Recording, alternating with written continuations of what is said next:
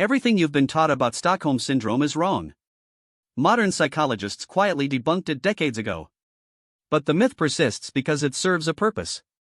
And that purpose is far darker than you think. In 1973, a bank robbery happened in Stockholm. Hostages were held for 5 days. When police freed them, something strange occurred. The hostages defended their captors. They refused to testify against them. The media called it Stockholm Syndrome, a psychological condition where victims bond with their abusers. The world accepted this explanation instantly. No questions asked. It became textbook psychology. Featured in every crime show, every psychology course, every true crime documentary. But here's what nobody tells you. The original case wasn't even that unusual.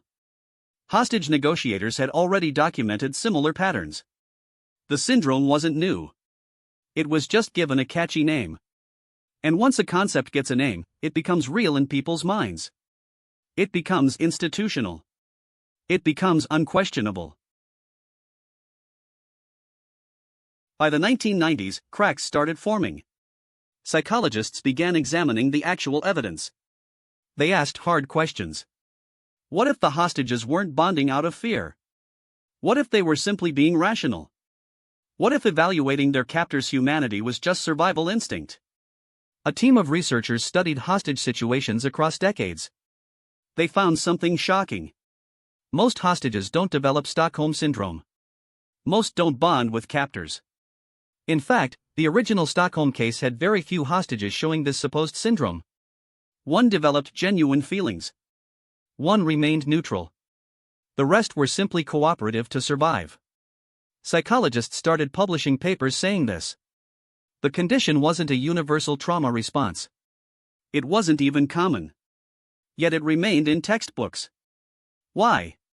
Because institutions move slowly. Because once something is accepted, questioning it feels wrong. Because the myth had become too profitable to abandon. What psychologists discovered instead was far more interesting. And far more relevant to understanding manipulation. It's not Stockholm Syndrome. It's situational compliance. It's rational self-preservation disguised as emotional bonding. When someone is held captive, they make calculations. They read their captor's mood. They learn what causes violence. They adapt. This isn't pathological. This is normal human behavior under extreme duress.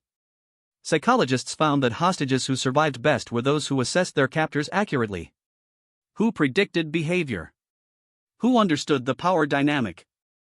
They weren't emotionally compromised. They were strategically compliant. They were doing what anyone would do. But here's where it gets darker. Once the myth of Stockholm Syndrome existed, it changed how we interpreted this behavior. We started calling survival instinct a psychological disease. We started blaming victims for being too empathetic. We stopped asking whether the captor was actually dangerous. We assumed emotional response meant mental illness. We pathologized normal human survival. Understanding why Stockholm Syndrome survives despite being debunked reveals something crucial about how beliefs spread. First, it explains disturbing behavior without requiring us to examine power dynamics. If a victim defends an abuser, Stockholm Syndrome says their brain is broken. It doesn't require us to ask why they stayed. Why they tolerated it. Why society didn't protect them. Second, it protects institutions. Corporations, governments, and organizations all benefit from this myth. If abusive systems create loyalty, we can claim victims are psychologically compromised. Not that the system itself is toxic. Third, it gives abusers a tool. If an abuser can convince a victim they have Stockholm Syndrome, the victim stops trusting their own judgment. They internalize the idea that their feelings are symptoms. That their thoughts are distorted. The myth becomes a weapon. It silences victims by making them doubt reality. And the psychological establishment, despite knowing better, continues teaching it. Continues validating it. Continues using it to explain away exploitation. When Stockholm Syndrome is removed, what remains is something far more important to understand. Real manipulation doesn't require complex psychological syndromes. It requires understanding basic human needs. Captor creates danger. Captor provides safety. Captor controls information. Victim becomes dependent. Victim learns the captor's preferences. Victim anticipates behavior. This isn't a disorder. This is what happens in abusive relationships everywhere. In toxic workplaces. In controlling families. In cults. In any power imbalance. Understanding this matters because it means we can recognize manipulation without waiting for a fancy diagnosis. We can see the patterns. Captor isolates. Victim loses outside perspective. Captor alternates kindness with cruelty. Victim becomes hypervigilant. Captor frames control as protection. Victim internalizes this. The modern psychology community knows this. Yet Stockholm Syndrome remains.